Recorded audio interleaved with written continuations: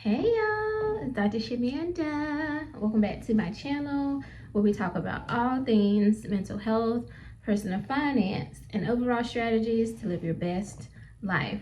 All right, y'all, so it is Monday and we are flying through August, y'all. It is by the end of this week, we will be officially through August 2025, which is crazy to me. But I am making the most of it. Hopefully you are. So anyway, welcome back to my channel. And if you guys are new to this channel, I am a single mom of 2 teenagers and a former high school dropout turned doctor, PhD.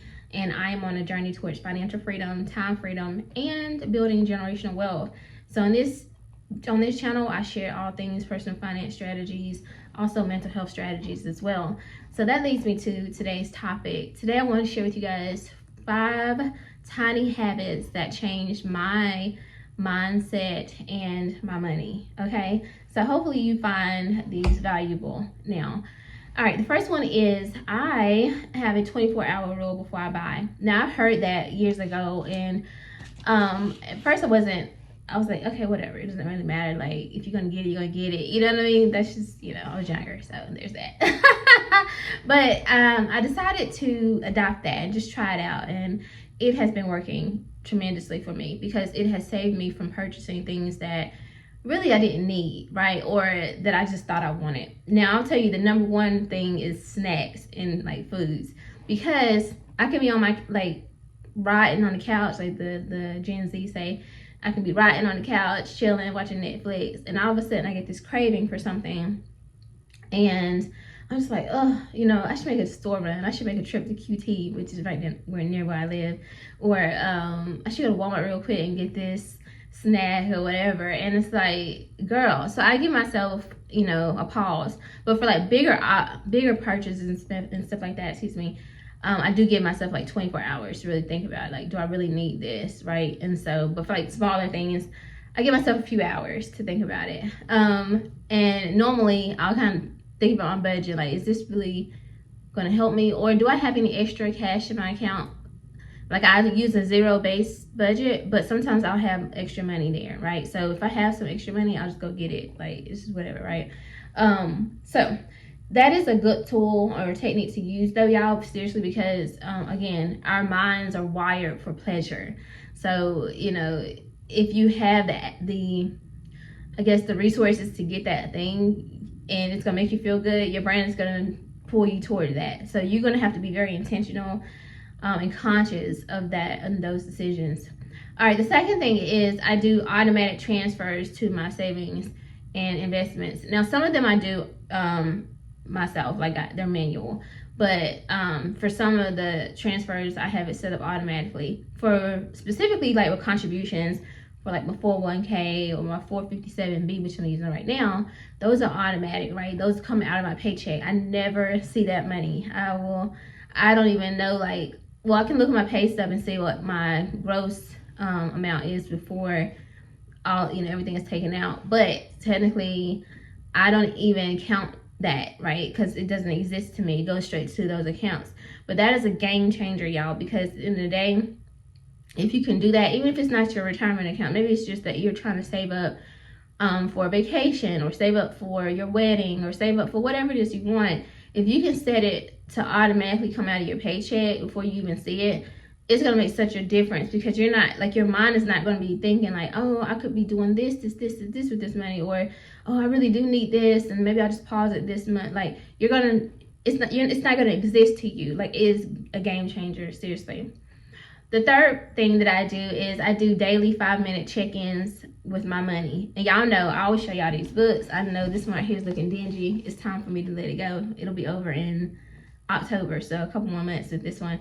But this is the next one I have set up. But yeah, literally, I have this beside my bed. Y'all can call me crazy if you want to. I don't care.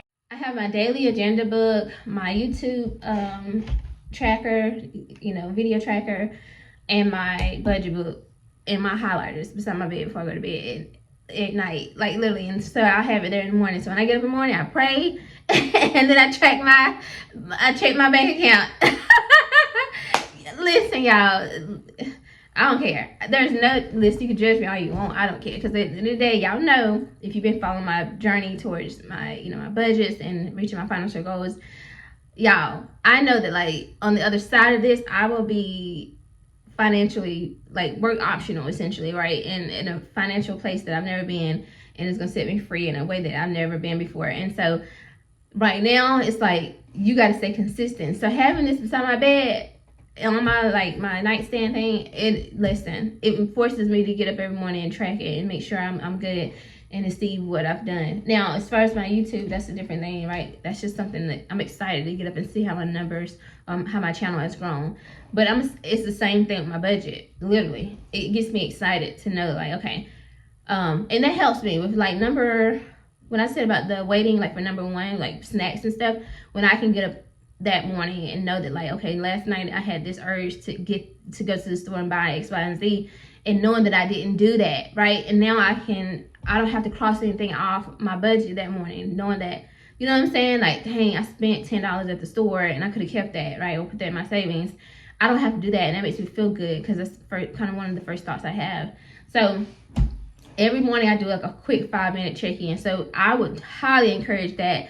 Again, you don't have to, it's not an obsessive thing. It sounds like it with me, but seriously, with you, it could just be a simple glance. Like, check your bank account, check your investments, and then if you did any spending that night before, or if there's, because I do this on payday as well. Obviously, like, I sit there and pay my bills and stuff like that. So, go through and mark off anything you spent, anything that came out, anything like that. Because sometimes, like, I just switched banks, but, like, the bank I was with, they would charge like a $5 monthly fee. You know what I'm saying? I'm like, oh, so I would have to add that. And I'm like, I changed, so I'm good now. But you want to update your budget. You want to take that time to look through, do a little check-in with yourself and with your budget, okay? Number 4 is this rule of 1 in, 1 out. That's for, like, purchases. So y'all already know I'm a minimalist, so I don't like to have a lot of stuff around me. I don't like clutter and stuff like that. So typically, if and it's mostly like beauty products and stuff though. Like, if I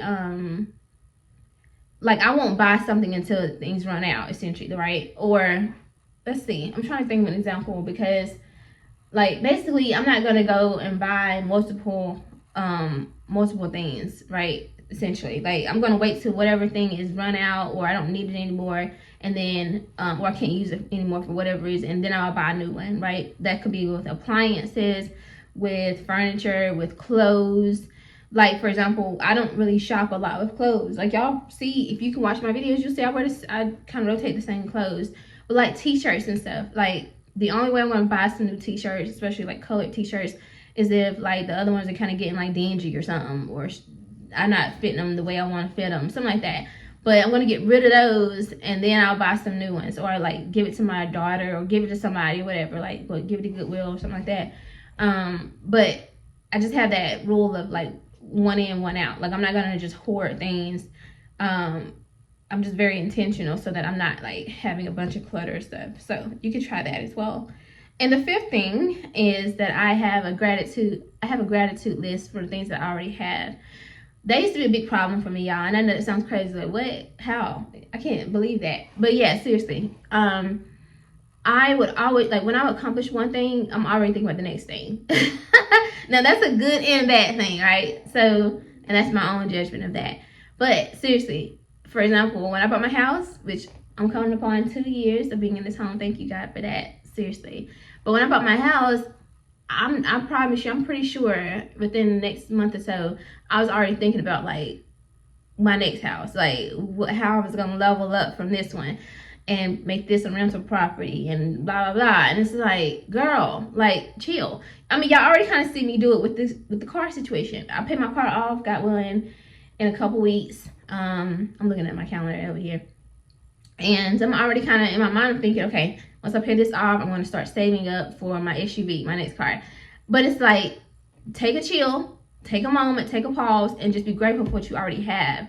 Like, and that's what I'm practicing. It's not that I'm not grateful for what I already have. It's just that I want more. And I know I deserve more. And I know that the life that and the vision that God's given me for my life is so big, right? And so I don't really like wasting time. And if I feel like if there's anything I want in this life, I can get it.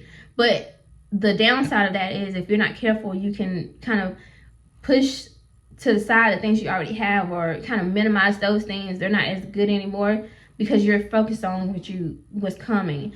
And we do that in other aspects of our lives. If you think about it, like in so many areas of our lives, we do that. And so I really would encourage you to take a moment and think about, what is it that I want in this next level, next phase of my life? And do I already have that in some capacity? And if you do, at least take a moment every day to be grateful and express gratitude for that thing that you already have, and trust that God is going to bless you with better and more, but be grateful for what you already have. Okay. So those are the 5 tiny habits that have changed my money and my mindset on this journey towards financial freedom, time freedom, and building generational wealth. So hopefully those helped you, and hopefully you can relate. And if you haven't used some of these and if you want to try them out, leave me a comment, let me know how they work for you. And yeah, so thank you guys so much for watching and supporting this channel and helping me grow. I'm so grateful for you guys, seriously. Anyway, if you like this video, like the video, comment, subscribe, share, and I'll see you guys next time. All right.